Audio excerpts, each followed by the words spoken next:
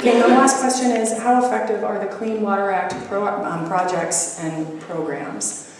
So again, we're kind of walking through this process of identifying designated uses, monitoring those sites to try to identify if they're meeting their designated uses. If we find problems and implement BMPs to restore those water bodies, how's that working?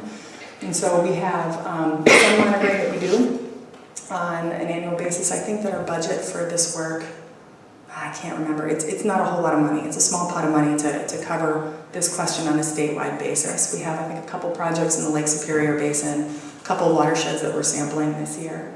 One of the requirements in using some of the, we call this 319 money, it's tied to the Clean Water Act. One of the requirements to use that money is that we have a 9-key element plan that's been developed for that watershed. These plans are really extensive documents. They identify sources of pollution, BMPs to address that pollution. What are the criteria by which we're going to identify if we're succeeding or not? What's our monitoring plan? What's our outreach plan? It's a big document.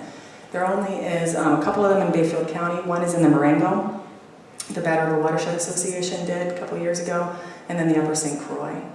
So also Whittlesey Creek, the watershed plan there, I think is soon to expire.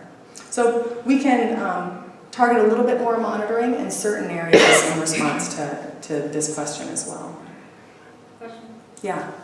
Is the reason why there isn't so much monitoring happening in the northern part of the state then just because it's less populated than the rest of the state? And fewer problems, yes. So when a local biologist will put in a recommendation or a request to do more monitoring in the area, we're competing for those funds on a statewide basis. And so the state needs to make the decision about where are the areas where it's most essential for us to get this data.